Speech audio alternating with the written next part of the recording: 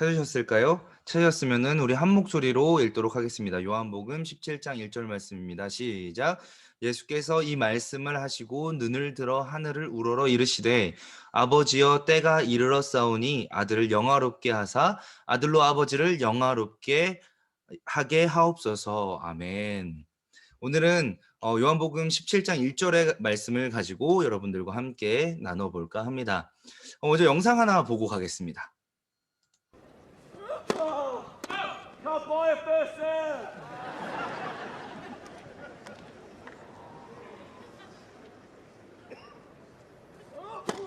Net second serve.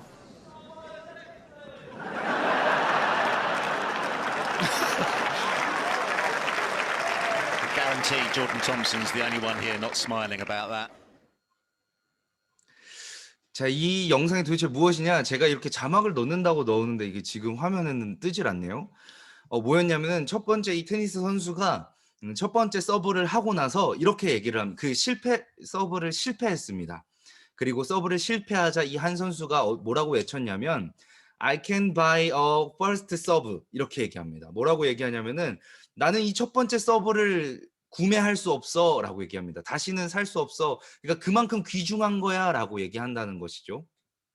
이 두 번째 서브를 실수하지 않기 위해서 첫 번째 서브는 돈 주고도 못 산다 라고 말하며 꼭 성공할 것을 암시합니다. 그러나 이내 두 번째 서브도 아까 보셨던 것처럼 실패했죠. 그러자 관중에서는 이와 같은 소리가 울려 퍼집니다. You can buy second serve. 다시 말해서 너는 두 번째 서브도 살 수 없어 라고 얘기를 하자 이 경기장의 웃음바다가 됐던 이야기입니다. 물론 결국 세 번째 얻은 기회에서는 대차게 그 서브권을 성공해내는 모습을 보게 된다는 것이죠. 많은 우리가 이런 경험들을 하면서 살 겁니다. 내가 원했던 거와는 다르게 그 실패를 이룰 때도 있을 것이죠. 그런데 우리가 목표한 것을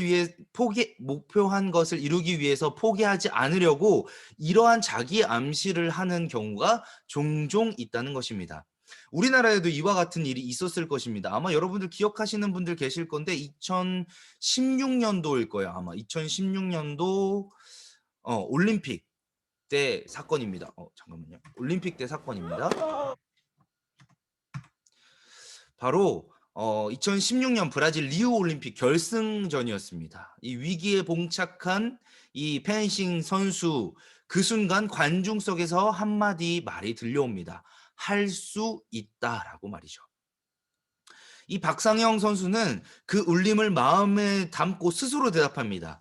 할 수 있다, 할 수 있다라고 대답하고 끝끝내 그 어려운 위기의 순간들을 이겨내고 금메달을 차지했던 아주 멋진 그런 일들이 있었다는 것을 여러분들 기억하실 것입니다. 이 부딪힌 현실 앞에서 그 현실을 이겨내며 목표를 이루기 위해서 지금 하고 있는 일이 틀리지 않았음을, 그리고 지난 날들의 시간들이 헛되지 않았음을 스스로 기억하며 자기 암시를 하는 모습들이라고 볼 수 있다는 것이죠. 자, 오늘 제가 왜 이런 스포츠 이야기로 이 오늘 설교의 포문을 열었느냐? 제가 물론 테니스를 좋아해서 테니스 이야기로 먼저 시작을 했었다라고 생각할 수도 있겠지만 그 또한 맞는 말이겠지만 그보다 더 중요한 이유가 있습니다. 그것은 바로 오늘의 말씀 요한복음 17장도 이와 같은 맥락의 말씀이기 때문입니다. 여러분들도 읽어보셔서 아시겠지만 요한복음 17장은 예수님께서 기도하시는 부분입니다. 그리고 그때는 공생의 사역을 모두 마치는 시점과 그리고 추후에 다가올 순환이 이어지는 장이기도 합니다. 16장에서는 공생애가 거의 맞춰가는 그 모습이 나타나고 있고요. 17장 다음에 18장에서는 이제 예수님께서 붙잡혀 가시는 그런 일들이 일어나는 장이 바로 오늘 그 사이에 껴있는 요한복음 17장의 말씀이기 때문입니다.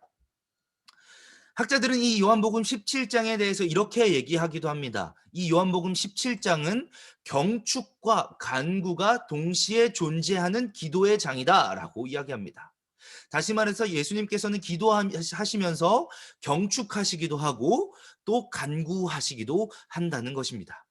먼저 무엇을 경축하느냐? 그것은 바로 예수님께서 지금까지 공생의 기간들을 잘 해왔음을 축하하고 있다는 것이죠. 동시에 고난을 앞두고 그 일을 위해서 간구하고 기도하시는 장이 요한복음 17장의 말씀이라는 것을 우리는 기억할 수 있어야 합니다. 예수님께서는 지금까지 일들을 너무나도 잘 마칠 수 있었기에 감사의 기도를 드리는 시간이었고, 더불어 앞두고 있는 임무가 너무나도 두려운 날이었기 때문에 기도해야 할 때야라고 여기십니다. 그렇게 기도하시면서 예수님께서는 그 고난의 길을 회피하지 않으십니다. 그 앞에 어떤 일이 기다리고 있던지 상관없어 하십니다.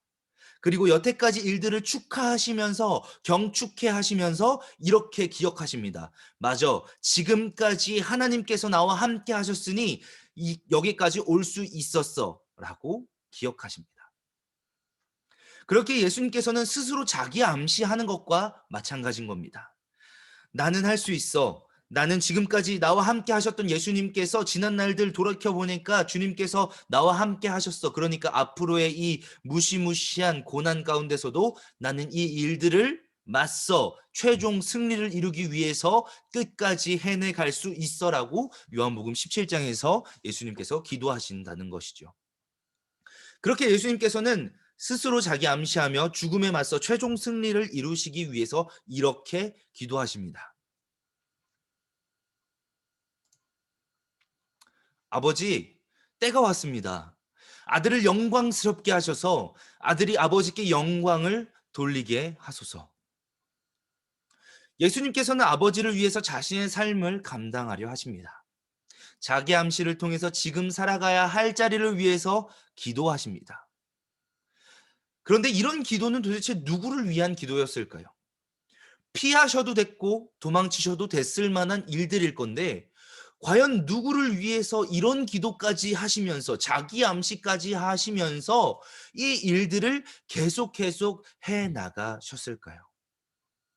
이는 단언컨대 우리에게 불충분한 표현인 영생이라는 것을 얻게 하시려고 그 길을 끝까지 기도하시면서까지 자기 암시하시면서까지 이어 나가셨다는 것을 우리는 기억해야 합니다. 테니스 선수가 이야기했던 것처럼 우리가 돈 주고 살 수 없는 그 은혜를 선물하기 위해서 예수님께서는 그 길을 걸어 가셨다는 것을 우리는 잊지 말아야 할 것입니다. 우리는 이 주님의 구원을 돈으로 주고 살 수 없습니다. 그렇게 얻은 오늘의 하루를 우리는 어떻게 살아야 할까요? 우리는 오늘을 그저 주어진 하루로 여겨서는 안 됩니다. 예수님의 소망이, 하나님의 사랑이, 성령님의 믿음이 선물이 되어 은혜로 다가온 값비싸고 귀한 하루라는 것을 우리는 기억해야 한다는 것입니다. 오늘의 요한복음 17장의 말씀을 통해서 말이죠. 우리는 왜 이런 것들을 기억해야 하느냐? 왜냐? 우리는 너무나도 쉽게 이 은혜들을 잊어버리기 때문입니다. 특히 지금의 코로나 시대에 우리는 많은 타성에 젖었습니다. 뉴 노멀이라는 세대에 맞섰지만 어느새 우리는 지치고 코로나 블루라는 이름이 들릴 정도로 우울감에 빠져서 살고 있습니다. 그리고 더불어 우리는 모든 게 쉬워진 일상 속에 살게 되었습니다. 예배도 대단히 쉬워졌고 기도도 내가 편한 대로 내 삶도 그렇게 그냥 되는 대로 살아가면 되는 삶이 되었습니다.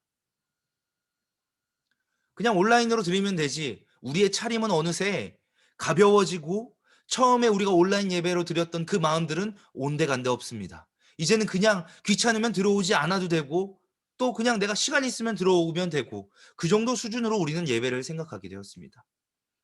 그러나 우리 이럴 때일수록 주님께서 하셨던 것처럼 테니스 선수가 그랬던 것처럼 펜싱 선수가 그랬던 것처럼 자기 암시를 해야 합니다.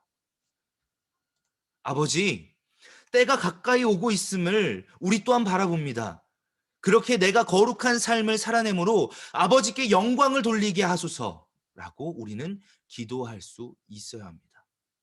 우리는 기도하기를, 예배하기를, 복음 증거하기를 멈추지 말아야 합니다. 말씀을 맺겠습니다. 오늘 말씀을 맺으면서 여러분들에게 한 가지 더 이야기를 소개해 줄까 합니다. 아마 묵상을 이번 주간에 하셨던 분들은 아시는 말씀일 텐데요. 바로 사도행전 3장 1절에서부터 10절까지 말씀입니다. 어떤 말씀이냐면 이제 베드로가 오순절 사건 이후로 설교를 하게 되고, 그리고 설교 이후의 일들이 이제 사도행전 3장의 이야기입니다. 베드로와 요한은 길을 나섭니다. 그들이 가는 곳은 성전을 향해 가는 길이었습니다.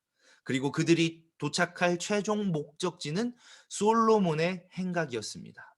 바로 그곳에 하나님의 복음을 증거하러 떠납니다. 그러나 그 발걸음은 가볍지 않았을 것입니다. 왜냐하면 예수님께서 유대인과 로마 군사에게 핍박을 받은 것을 직접 목격한 베드로와 요한은 적어도 유대인들과 로마 군사가 모여있는 솔로몬의 행각에는 가고 싶지 않았을 것입니다. 그러나 그들은 안전한 울타리를 벗어나 두려움이 존재하는 그곳으로 뚜벅뚜벅 걸어 나갑니다. 그리고 그 가는 길에서 누군가를 만나게 됩니다. 누구냐면 나면서부터 못 걷게 된 얘를 만나게 되고 그 이에게 복음을 전파하며 스스로 자기 암시를 합니다. 은과 금 내게 없으나 나 가진 건 너에게 주니 능력의 이름 예수라. 그러니 일어나 걸어라. 이는 물론 앉아 걷지 못하는 이에게 하는 말일 수도 있었겠지만 더불어 자기 자신에게 하는 말일 수도 있었을 것입니다. 두려워서 솔로몬의 행각에 가기 싫었던 그 자신의 마음 가운데 내가 가진 것 없어 그곳에 가는 것이 두렵겠지만서도 능력의 이름 예수가 나와 함께 하시니 그곳에 나는 갈 수 있다. 그러니 걸어가야 한다. 라고 자기 암시하는 부분일 수도 있다는 것입니다. 예수님께서 온 삶을 통해서 제자들에게 가르치셨던 것은 고난의 길을 회피하는 것이 아니었습니다. 고난의 길을 관통하여 골고다의 길을 끝까지 걸어가는 삶을 가르쳐 주셨던 것을 기억해야 합니다. 우리는 지금 삶의 코로나의 삶으로 타성에 젖어 있습니다. 될 수 있으면 피하고 또 방법이 귀찮으면 그 방법을 찾지 않습니다. 그렇게 사는 것이 익숙해진 지금의 우리의 모습을 발견합니다. 그러나 우리는 이럴 때일수록 더욱더 자기 암시로 하나님 예수 그리스도의 기도를 기억하며 우리는 이 일들을 끝까지 해낼 수 있어야 한다라고 스스로 말할 수 있어야 합니다. 테니스 선수가 첫 번째 서브를 실패하고도 두 번째 서브를 포기하지 않은 것처럼, 두 번째 서브마저 실패했어도 포기하지 않은 것처럼, 그리고 이 박상영 선수가 정말로 그 절벽 같은 순간에 내몰렸어도 포기하지 않고 할 수 있다라고 얘기했던 것처럼 우리도 이 코로나 시대에 예배 드릴 수 없다라고 포기하는 것이 아니라, 경배 드릴 수 없다라고 포기하는 것이 아니라, 기도할 수 없다라고 포기하는 것이 아니라 우리의 방법을 찾아내고, 그리고 주님께서 그 길을 가셨던 것처럼 우리 또한 이 길을 끝까지 갈 수 있다, 살아내야 된다, 신앙을 포기하지 않는다라는 다짐으로 살아갈 수 있어야 한다는 것입니다. 주님께로 나아가는 길을 피하지 않게 하여 주시옵소서. 내 삶 가운데 주님을 포기하지 않게 하여 주시옵소서. 지금의 상황 가운데 더욱이 주님을 사모하는 마음을 지키게 하여 주시옵소서라고 우리는 끝끝내 기도할 수 있어야 할 것입니다. 오늘 요한복음 17장 1절의 말씀, 다만 이 장은 예수님의 기도하시는 장이야 정도로 생각하고 덮는 것이 아니라 주님께서 이 요한복음 17장 1절의 기도를 이어나가실 때의 마음이 어떠하였는지를 기억해 보시길 바랍니다. 도망치고 피하고 싶었던 그 순간에서도 오직 주님께 영광 돌리게 하여 주시옵소서, 아버지께 영광 돌리는 삶이 되게 하여 주시옵소서라고 고백했던 예수 그리스도를 닮아 우리 또한 지금의 상황 앞에 모든 방법과 최선을 다하여 주님 앞에 예배드리며 나아가는 여러분들 되기를 주님의 이름으로 축복합니다. 우리 시간 가운데